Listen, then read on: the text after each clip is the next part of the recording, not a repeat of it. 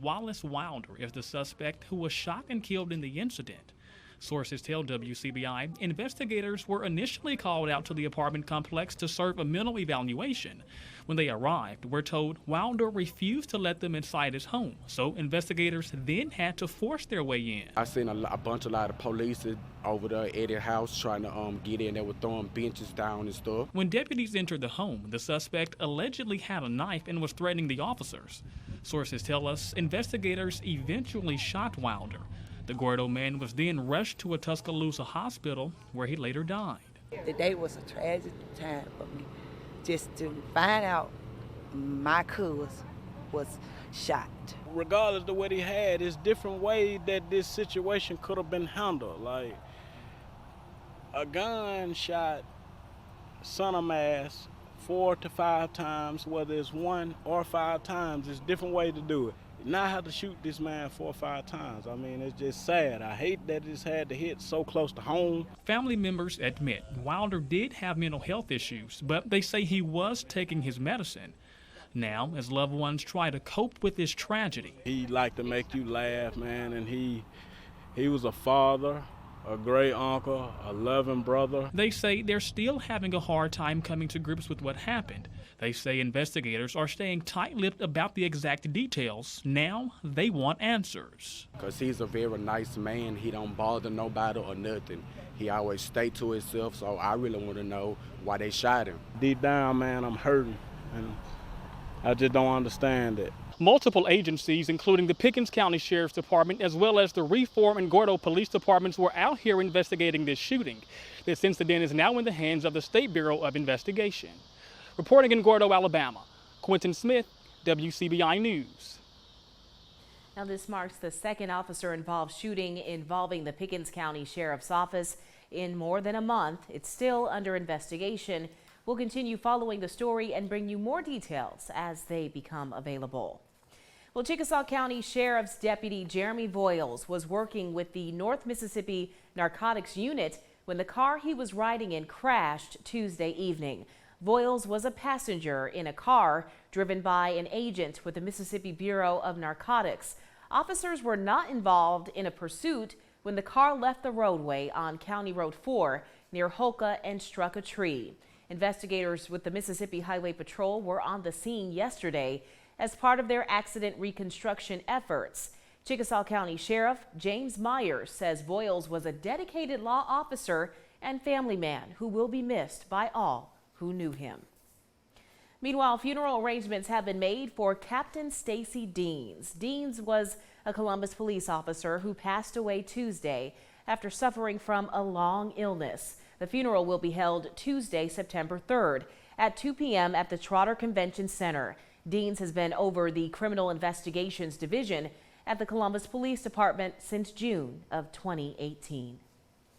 All right, let's switch gears and get the latest in our afternoon forecast. Here is meteorologist Jacob Dickey with the first look. Jacob, good afternoon. Hey Renee, we've got a nice blue sky out there today. Things are looking beautiful. We haven't seen a blue sky like this in quite some time. Really enjoying the nice temperatures we've got. We're in the 80s right now, 82 in Columbus, 83 in Tupelo. The big difference though is the Gulf moisture is not there. We've got dew point value of 57 in Tupelo, 60 in Columbus, dew point of 51 in Memphis.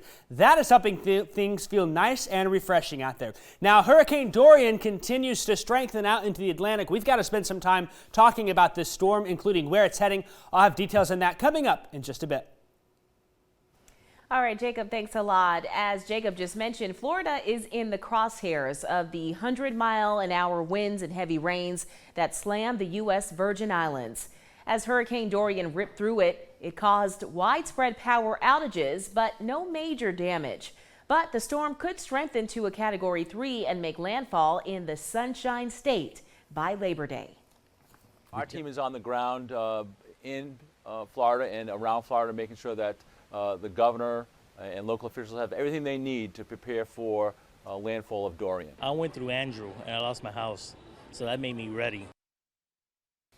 Puerto Rico dodged a direct hit as the erratic storm changed course, but Floridians aren't taking any chances. Florida's governor is asking people to stock up on 7 days worth of supplies, board up their homes, and prepare for the worst. At its strongest, Category 3 wind speeds reach up to 129 miles an hour.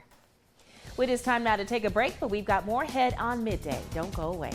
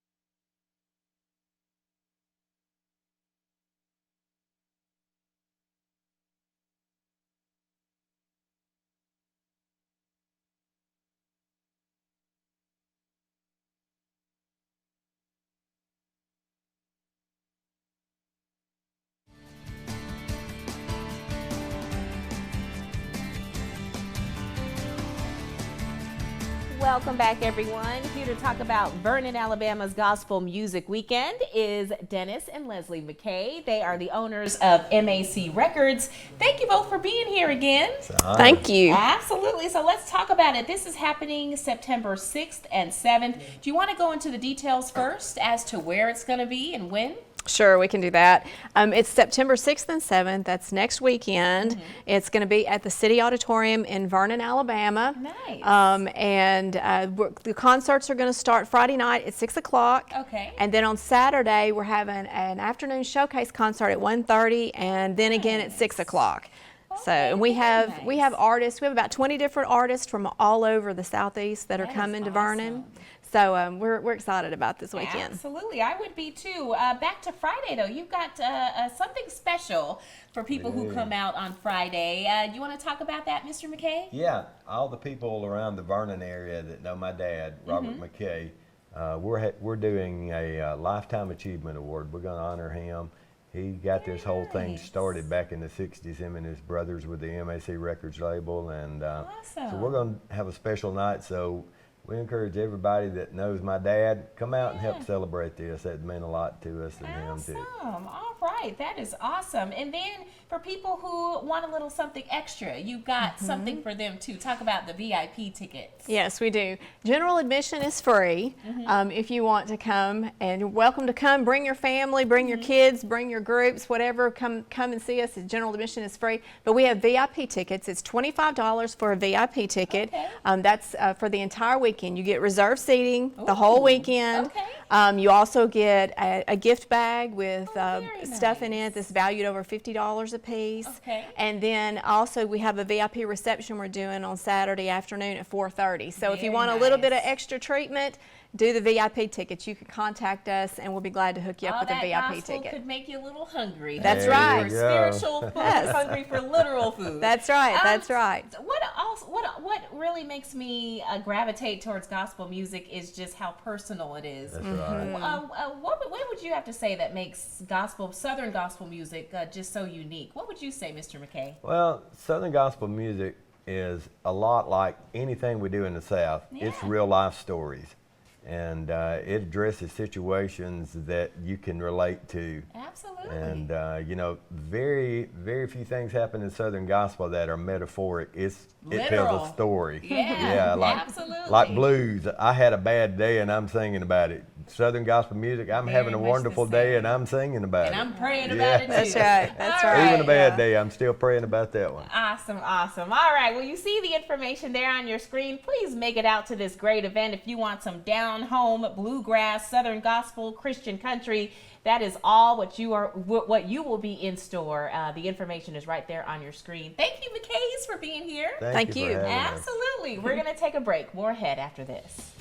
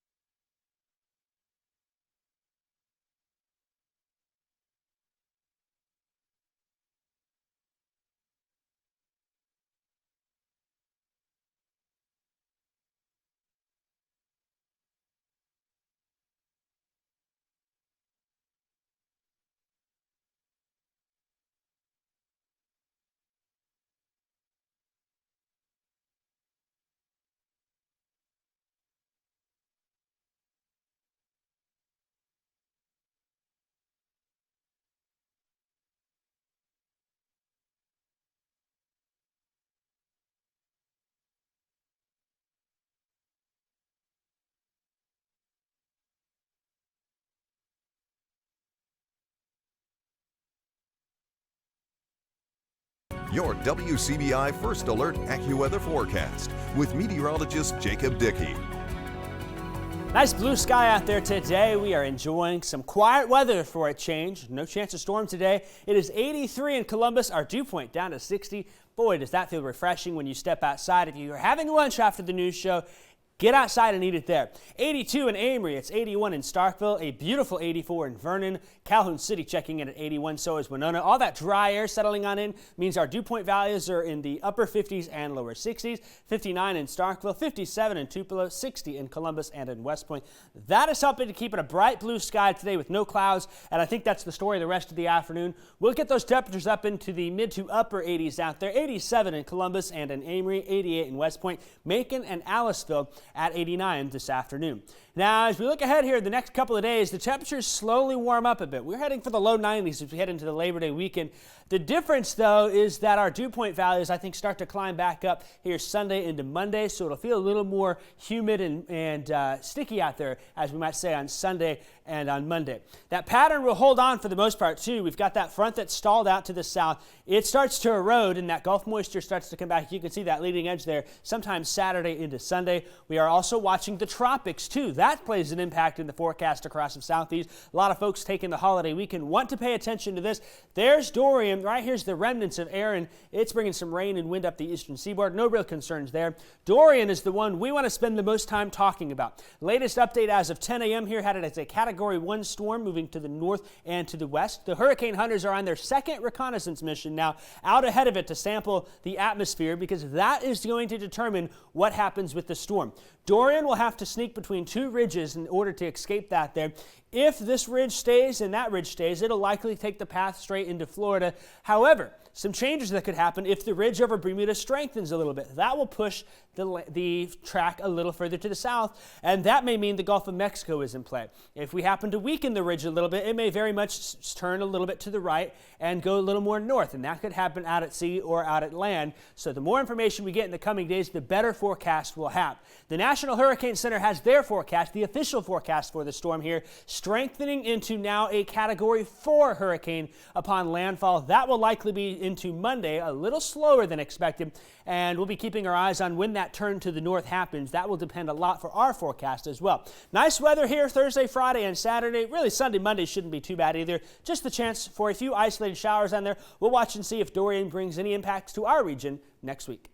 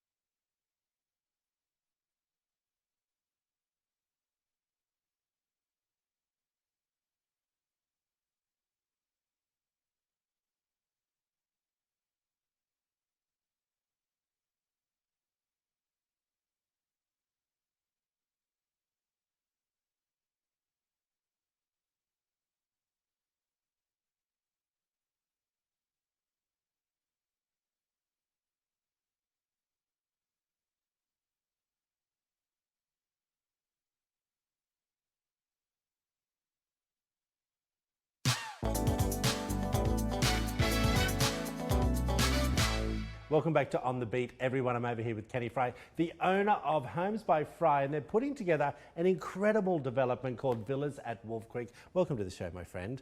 Okay, for the last two interviews, we've been chatting about the development.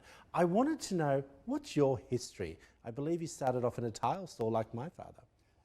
Yes, I did. That's how I got in the business started. But when I was a child, we actually built homes, and that's how I got started. And throughout the years, I've done other stuff. I ran some factories and that kind of stuff, and got back into this tile work. And for 25 years. 25 years we've been doing. What's the name of the business?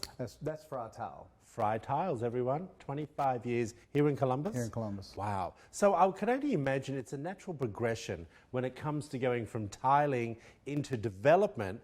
But you gave me a startling stat that how many developments or flips have you done in your career? We probably do on the average remodel kitchens, bathrooms, probably 100 a year. Wow. And then over 25 years, that's a lot. Yeah, add that up. Yeah. I won't add that up. Yeah, that's a lot. Can you add it up, Kenny? Come on, quick. About 25,000. Yeah, I think that might be right. Yeah. We'll see. We'll ask your son. 2,500. Okay, now let's talk a little bit about the development, huh? Okay, where is it?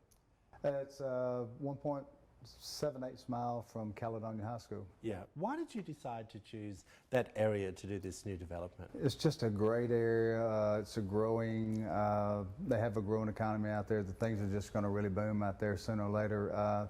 It's a old part of town. Yeah. And it's a lot of farmers and that kind of things. That's what's kept the place going for years and years, and now it's just starting to grow and develop. So it's just a great spot to start a family. Yeah, start a family, build homes, whatever. Okay. Now I would assume that we've got lots of advanced trees out there and things like that. Yeah, there's a lot of trees on the property. We're taking a lot of the trees off. We've got to build a house somewhere. Well, we've got to build a house somewhere. But we're also adding back pine trees, and we're adding back Italian cypress type trees, and just filling back in. All right, I've always wanted to know, back home in Australia, I bought an apartment off the plan, which took about 2 years to build. What's the process from go to woe to finish? Talk us through that. Well, I come out tomorrow. If you came out tomorrow and we hadn't started the slab or the house that you're at, yep. You know, once we got all the details out of the way, we could actually start that house. In 3 to 3.5 months, that house would be finished. Seriously? Yeah. Wow, that's so quick. We've got a lot of manpower out there. That's what we like to hear. Get it done. Get it done. That's what we like. How big are the lots? The lots are 1 1/4 to 2 3/4. All right. I love the idea of being able to pick my own things within the interior, correct? Yes. What can we pick? Let's run through the list. You can actually pick out flooring, paint, cabinetry, countertops, brick. We pick out everything else. Okay, interesting. We do want everyone to know that if you are already working with a realtor, you can actually still come out and visit the properties and purchase as well, right? Yes, you can. Okay, now you also said that we can put in mother-in-law homes, we can also put in swimming pools, but you are suggesting that you sort of do that before the building process starts, right? Yeah, that would be better because before we landscape and sod and fence and that kind of stuff, just so you don't have to backtrack. I know it's probably a silly question, but is insurance included to begin with while we're home warranties, or how does that all work? The insurance we carry until you purchase a house, and that's as far as. And then we take over ourselves. Yeah, once you take over, okay. It's on you to I got keep you. your insurance. All right, well, we've been looking at great before and afters all up on the screen throughout the whole program, and also the lot sizes as well. Kenny, we're going to get in tomorrow. I can't wait to come out and have a look myself. Sounds good. Appreciate you stopping by again. If you want to find out more information, there it all is up on the screen, everyone. Homes by Fry, the villas at Wolf Creek. I got it all out in one go, Kenny. Good job. Back after this short break, everyone. You're watching On the Beat.